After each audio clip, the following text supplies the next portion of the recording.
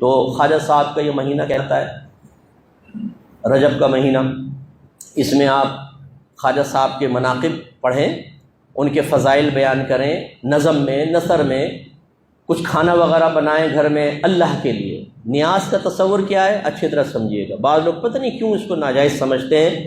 نیاز کا تصور کیا ہے پہلے سمجھ لیں کہ نیاز، نظر، یہ ایک تحفے کا نام ہے۔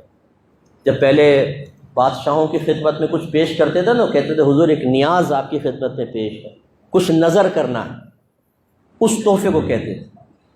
تو جب ہم اللہ کے ولیوں کی بارگاہ میں کچھ تحفہ پیش کرتے ہیں تو اس کو نیاز اور نظر سے تعبیر کر دیتے ہیں۔ بس یہ ایک تو اس کا مفہوم ہے۔ یہ ہے کیا؟ کوئی کھانا وغیرہ جیسے بناتے ہیں وہ صرف اللہ کے لیے بنے گا۔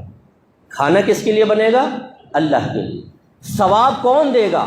صرف میرا رب دے گا، ولی نہیں دے گا۔ نام ولی کے لیے کھانا بناتے ہیں، نہ ولی ثواب دے گا، ثواب صرف میرا رب دینے والا وہی دے گا۔ وہی قبول کرتا ہے، وہی رد کرتا ہے، میرا رب کی مرضی۔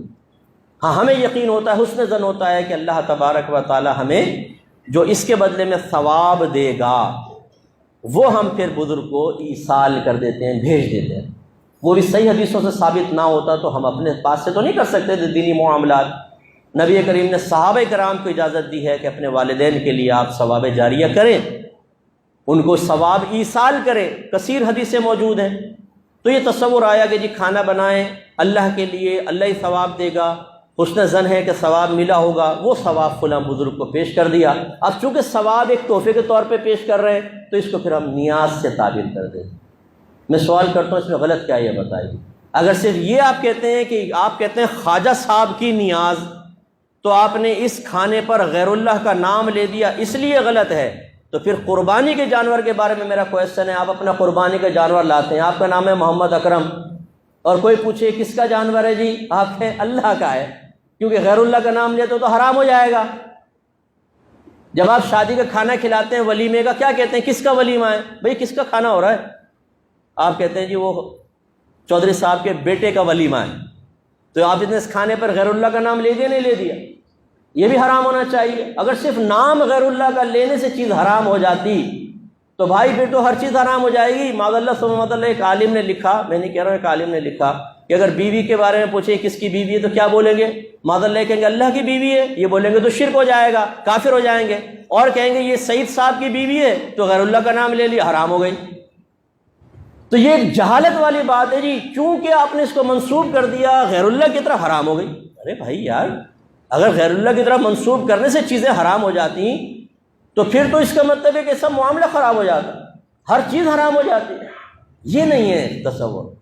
غلط تصور یہ ہوگا کوئی کہے کہ میں تو ایک بزرگ کے لیے کھانا بنا رہا ہوں، بزرگ ہی مجھے ثواب دیں گے، بزرگ کو راضی کرنا مقصود ہے، یہ شرک ہے، یہ غلط۔ شرک سے ہم اللہ کی پناہ مانگتے ہیں۔ تو شرک کے قطع کما کے لیے ہم کافی ہیں، اللہ کا بڑا کرم ہے، کسی کی غیر کی ضرورت نہیں ہے، ہم اپنے لوگوں کو بچانے کے لیے کافی ہیں، انشاءاللہ شرک میں مبتلا نہیں ہونے دیں گے۔ لیکن جو غیر شرک کو شرک کہے اسے بھی پیار سے سمجھائیں گے کہ شرک تمہاری طرف ہی لوٹ کر آئے گا، اس لیے کہ اللہ کے نبی نے ارشاد فرمایا کہ جو کسی مسلمان کو کافر کہے اور وہ کفر کا اہل نہ ہو تو کفر کہنے والے کی طرف لوٹ آتا ہے۔ علماء نے فرمایا اس کا ظاہر تو یہی ہے کہ جو کسی مسلمان کو کافر کہے اور وہ کافر نہیں تو کہنے والا خود کافر ہو جائے۔ سمجھ نہیں آیا؟ تو یہ بہت خطرناک چیز ہے۔ اب میں تو نیاز کا قائل ہوں، اور بھی ہزارہ امام نیاز کے قائل ہیں۔ سوال یہ پیدا ہوتا ہے، آپ کہتے ہیں نیاز شرک ہے، پھر مشرک کے پیچھے نماز بھی پڑھ لیتے ہیں، یہ بڑی حیرت انگیز بات ہے۔ اب سوال یہ پیدا ہوتا ہے جو مشرک امام بیٹھا ہوا ہے اس کے پیچھے آپ نماز پڑھ رہے ہیں تو بتائیں اسے مشرک سمجھا کہ نہیں سمجھا؟ آپ کے نزدیک تو مشرک ہے۔ اگر مشرک آپ نے نہیں سمجھا تو پھر مشرک کو غیر مشرک کہنا، اس کا مطلب اس کے عقیدے ٹھیک کہہ رہے ہیں آپ گئے کام سے۔ مطلب کسی ہندو کو بولیں اس کے عقیدے بالکل ٹھیک ہیں، اس کے پیچھے نماز پڑھ لو، کافر ہو جائیں گے نہیں ہو جائیں گے؟ تو اگر ایک مشرک امام آپ خود کہہ رہے ہیں یہ شرک کرتا ہے، نیاز کھاتا ہے، شرک کرتا ہے، تو مشرک ہوا۔ مشرک کے پیچھے نماز پڑھنا ثابت کرتا ہے آپ اسے مشرک نہیں سمجھ رہے، غیر مشرک سمجھ رہے ہیں، تو مشرک کو غیر مشرک کہنا خود ایک شرک ہے، خود کفر ہے، گئے آپ کام سے۔ اور اگر آپ کہتے ہیں نہیں مشرک تو ہے لیکن نماز پڑھنا جائز ہے، تب بھی کافر ہو جائیں گے۔ اور اگر آپ کہیں نہیں ہم تو ویسے ہی کہہ رہے تھے مشرک نہیں، تب بھی کافر ہو جائیں گے۔ بتاؤ بھاگو گے کہاں؟ کون سے راستے سے بھاگو گے؟ نہیں کریں یہ غلط حرکتیں. جو مشرک نہیں ہے اسے خواہ مشرک مت کہیں، ورنہ اپنی زندگی آپ کی عذاب میں آئے گی. اب ضمناً بات آ گئی تو سمجھاتا ہوں. جی یہ مزارات پہ شرک ہو رہا ہے. کیوں؟ ہم نے دیکھا ہے کہ آدمی سجدہ کر رہے ہیں، قبروں کو سجدہ کر رہے ہیں. او بھائی قبروں کو اگر کوئی سجدہ کر بھی رہا ہو اس سے مشرک کیسے ہو جائے گا یہ بتاؤ. سجدے کی تو دو قسمیں ہیں، ایک سجدہ تعظیمی ہوتا ہے، ایک سجدہ عبادت ہوتا ہے. ایک سجدہ تعظیمی، ایک سجدہ عبادت. جو مخلوق کو کرتے ہیں اس کو لینے چلے. اگر آپ کسی کو معبود سمجھ کے سجدہ کریں تو یہ سجدہ عبادت کہلائے گا، اس کا کرنے والا کافر اور مشرک ہو جائے گا. اور ایک ہوتا ہے سجدہ تعظیمی، کسی کو عظمت والا سمجھ کے اس کے سامنے جھکنا، جیسے پیر کو سمجھ لیا، مزار کو سمجھ لیا. یہ پہلی شریعتوں میں دیکھیں یوسف علیہ السلام کے بھائیوں نے سجدہ کیا تھا، آدم علیہ السلام کو فرشتوں نے سجدہ کیا تھا. یہ سجدہ تعظیمی تھا. سجدہ تعظیمی پچھلی شریعتوں میں جائز تھا، ہماری شریعت میں حرام ہے لیکن کفر نہیں. اب ایک آدمی مزار پہ جھکا ہوا ہے صاحب مزار کے سامنے، آپ کہتے ہیں دیکھو مشرک ہو گیا. یہ بھئی کیسے مشرک ہو گیا؟ ایک طرف تو آپ یہ کہتے ہیں کہ نبی کریم صلی اللہ علیہ وسلم کے لیے علم غیب ماننا شرک ہے، کفر ہے. نبی کو کیا پتا کہ دیوار کے پیچھے کیا ہوتا ہے، نبی کو کیا پتا دل کے، اور تمہیں پتا ہے کہ وہ کس نیت سے سجدہ کر رہا ہے. اس نے شرک کی نیت سے سجدہ کیا ہے یعنی معبود سمجھ کے کیا ہے، یا اس نے قابل تعظیم سمجھ کے کیا ہے. آپ کو کیسے پتہ چلا؟ کیونکہ دونوں کے احکام علیحدہ ہیں. اور اگر آپ کہتے ہیں ہمیں پتہ ہے تو کافر ہو جائیں گے علم غیب کا دعویٰ کیا. اور کہ آپ چاہے پتہ نہ ہو پھر بھی کیونکہ جھکا ہوا ہے اس لیے مشرک کہیں گے. تو پھر میں کہتا ہوں کہ یہ پوری مسجد والے بھی مشرک ہیں، آپ سب مشرک ہیں. اور ابھی شرک کریں گے آپ. وہ کیسے؟ میں دیوار کو سجدہ کروں گا، میں گیا، پہلی صف مجھے سجدہ کرے گی کیونکہ میرے پیچھے جھکے ہوئے ہیں آپ بھی گئے، دوسری صف بھی گئی، تیسری صف، ہر ایک دوسرے کے سامنے جھکا ہوا ہے. کیا کہیں گے آپ جواب میں؟ ارے مفتی صاحب سامنے جھکے ہوئے لیکن نیت تو اللہ کو سجدہ کرنے کی ہے نا. یہی تو جواب دے رہے ہیں کہ اصل نیت کا اعتبار ہے، جھکنے کا اعتبار نہیں ہے. آپ بھی تو جھکے ہوئے ہیں غیر اللہ کے سامنے، کیسے کافر و مشرک ہو جائیں گے جب تک کہ آپ کی نیت درست ہے. اس کا مطلب ہے اگر کوئی صاحب قبر کو سجدہ کرے گا تو سب سے پہلے نیت پوچھیں گے، بتا تو اس کو معبود سمجھ کے سجدہ کر رہا ہے یا قابل تعظیم. اگر معبود سمجھ کے کرے تو کافر و مشرک، اور اگر کہتا ہے کہ میں تو قابل تعظیم سمجھ کے سجدہ کر رہا ہوں تو ہم کہیں گے یہ شرک تو نہیں ہے، کفر تو نہیں ہے، لیکن تم گناہگار ہو، یہ حرام کام کیا ہے تم نے. اب اس کا مطلب یہ اگر اس نے سجدہ تعظیمی کیا ہے تو کفر نہیں، اور آپ کہہ رہے ہیں یہ کافر و مشرک ہے. پھر حدیث سن لیجیے، نبی کریم نے فرمایا جو کسی غیر کافر کو کافر کہے، جو کفر کا اہل نہ ہو، تو کہنے والے کی طرف کفر لوٹ آتا ہے. اب آپ بتائیں، میرے خیال میں جاہل سے جاہل آدمی کو بھی پکڑیں گے نا مزار پر، جو بالکل گاؤں سے اٹھ کر آیا ہے، اور آپ اس سے کہیں گے بتا تو نے ابھی سجدہ کیا تھا صاحب مزار کو، کیا اس کو خدا سمجھتا ہے؟ وہ کہے گا لا حول ولا قوت، وہی اللہ کے ولی تھے، میں تو تعظیم کر رہا تھا. یہی کہے گا وہ. کوئی کسی مسلمان سے آپ تصور کر سکتے ہیں کہ خدا سمجھ کے سجدہ کر دے کسی کو؟ لیکن آپ نے قسم کھائی ہوئی ہے کہ غیر مشرک کو مشرک ضرور قرار دینا. تو اب بتائیں قصوروار کون ہے؟ جو سجدہ کر رہا ہے میں کہتا ہوں وہ بھی قصوروار ہے، لیکن اس سے بڑھ کر قصوروار وہ ہے جو اس کو مشرک کہہ رہا ہے. ہلکا ہاتھ رکھیے، پیار سے سمجھائیے. یہ کوئی ناقابل معافی جرم ہے. پیر کو سجدہ کرنا، تصویروں کو کرنا، بالکل کوئی اس کا قائل نہیں. یہ غلط ہے، اس کو روکنا چاہیے. لیکن روکنے کا یہ جو آپ نے انداز اٹھایا ہوا ہے کہ ڈنڈا اٹھایا، بول صحیح بول ورنہ مشرک کہوں گا تو جو ماروں گا تیرے سر پہ ڈنڈا.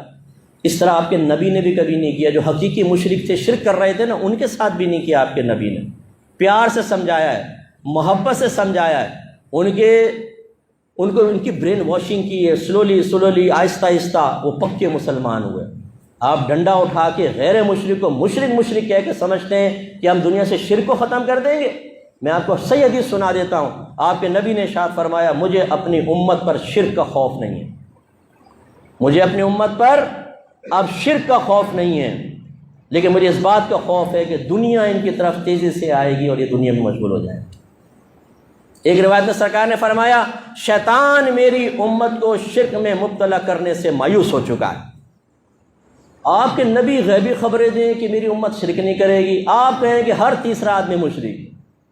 30 صلاۃ و سلام پڑھو شرک، 11ویں 12ویں کرو شرک، نیاز کرو شرک، اگر آپ کہتے ہیں یا رسول اللہ شرک، اگر آپ نیاز مزار پہ چلے جائیں شرک، اگر آپ کوئی مزار کو سجدہ کر دے حرام ضرور ہے لیکن وہ بھی شرک۔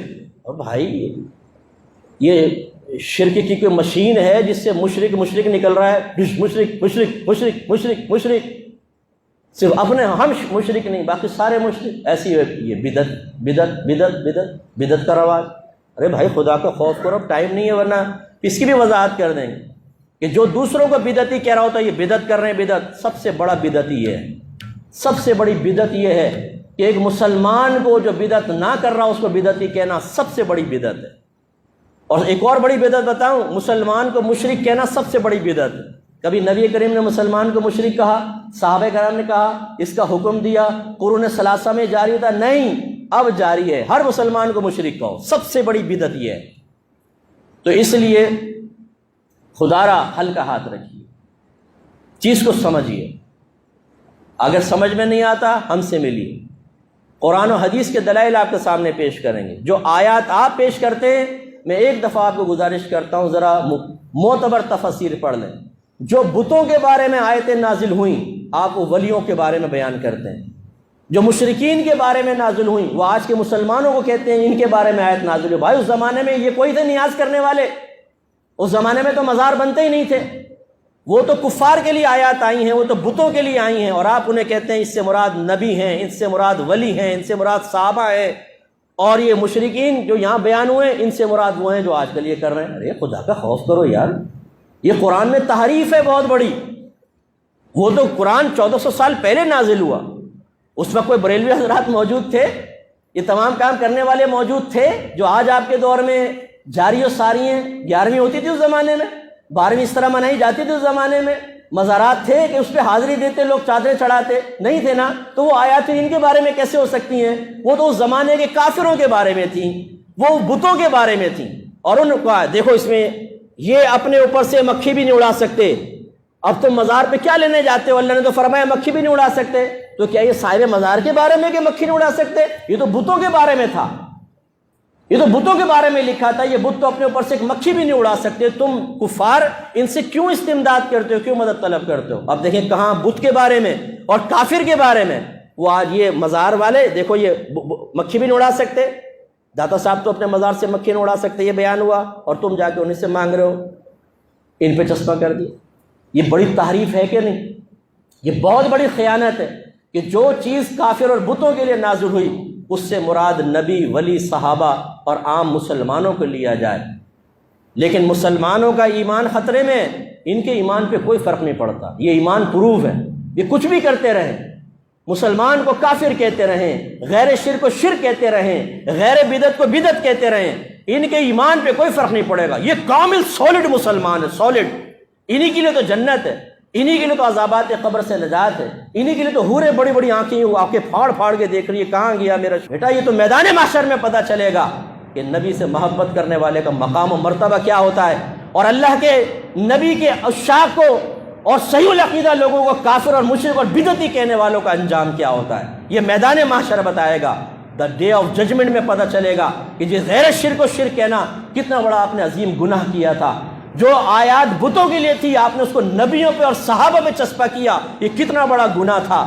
حضرت عبداللہ بن عمر، بخاری کی روایت ہے، یہ میں نے اپنی کتاب قرب الہی میں چیپٹر ڈالا ہے، ضرور پڑھیے گا، بہت فائدہ دے گا آپ کو۔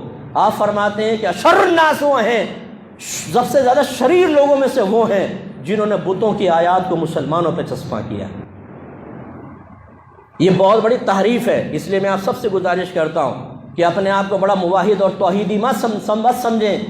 بعض اوقات توحید شرکیہ بھی ہوتی ہے، شیطان کی توحید شرکیہ توحید تھی، اس نے اللہ کو واحد مانا تھا، وہ اللہ تعالیٰ کے لیے شرک تو نہیں کر رہا تھا نا، اللہ کو ایک مان رہا تھا، اس کا وجود مان رہا تھا، لیکن اس نے اللہ کے نبی کی تعظیم سے انکار کیا تو قیامت تک کے لیے کافر ہو گیا۔ یہ جو ہم آج کل تعظیم کرتے ہیں کہ ہم اللہ والے ہیں، اور اس کی آڑ میں نبیوں کی توہین کرو، صحابہ کی کرو، اولیاء اعظام کی کرو، مسلمانوں کو کافر و مشرک قرار دو، تمہیں انعام ملے گا؟ انجام وہ ہوگا جو شیطان کا انجام ہوا تھا، یہ وہ توحیدی تھا، بہت بڑا توحیدی، لیکن نبی کی تعظیم نہ کرنے کی وجہ سے راندہ درگاہ ہوا۔ ڈریے، میں بھی ڈروں اپنے ایمان کے بارے میں، آپ بھی خوف زدہ رہیے۔ اس روش کو چھوڑیے، یہ تباہ کرے گی۔ پہلے دین سیکھیں صحیح طرح، قرآن کو پڑھیں تفسیر کے ساتھ، اور آج کل کے کسی مولوی صاحب کی تفسیر نہیں، جنہوں نے، میں نے ایسی تفسیر دیکھی ہیں، مشرکوں کے بارے میں آئے تھے، نیچے لکھتے ہیں دیکھا یہ سب پیروں، فقیروں، مزارات والوں کے بارے میں لکھا ہوا ہے۔ ارے بھائی خدا کا خوف کرو، لوگوں کو گمراہ کر دیا آپ نے، ان کے درمیان نفرتیں پیدا کر دی آپ نے، یہ غلط ہے۔